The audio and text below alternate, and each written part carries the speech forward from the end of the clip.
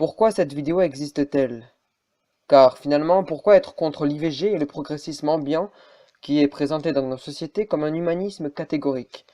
Tellement catégorique même que toute dérive de son discours se verrait par conséquent attaquée subitement par des mots tirés du chapeau comme réactionnaire, des incantations verrouillant toute question, toute interrogative et toute remise en question de son dogme sacré et apparemment intangible.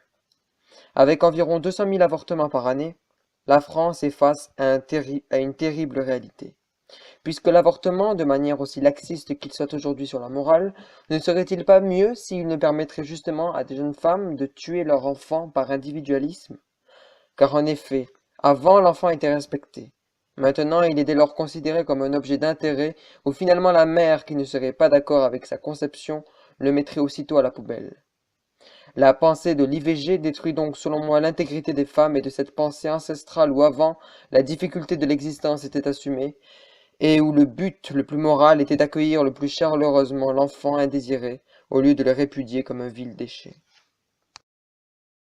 De plus, avant il n'y avait pas tout le confort que l'on dispose, et les morales de la société étaient plus nobles, accompagnées d'une valeur plus religieuse, qui ne considérait pas l'enfant comme un être indésirable pour une mère préférant alors privilégier le propre de son intérêt individualiste, mais qui considérait justement l'enfant comme une âme avant tout, une âme émanant d'un mystère fabuleux de l'existence, d'un mystère que toute profanation de l'esprit marchand et matérialiste lui serait une insulte. Une âme qui ramène tous les hommes à leur humilité quant à leur nature similaire, sans hiérarchie encore une fois matérialiste, et donc malsaine. Maintenant, à l'inverse, et pour reprendre l'analogie faite avec le passé, avec tout le confort que l'on possède, l'homme sombre dans ses travers les plus hypocrites et égoïstes. Cela est regrettable, car l'IVG participe à ce travers en s'appuyant sur le féminisme et tout le courant progressiste positionné unanimement contre toute œuvre de la civilisation passée.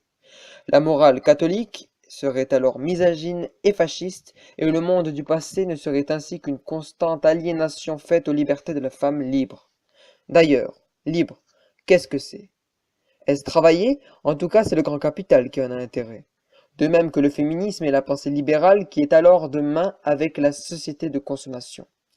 La famille deviendrait dans ce cas qu'une vieille lune, et le maternage de la femme serait quelque chose de honteux, en voulant notamment nier le fait propre et intrinsèque à l'aspect féminin de l'allaitement et de son rôle géniteur soi-disant aliénateur de sa liberté. Le travail est plus important que les enfants, et l'intérêt individuel doit passer avec celui du groupe et de la famille. Le droit des individus déconstruit alors tout devoir de moralité avec le groupe, chose que je déplore avec peine dans cette vidéo.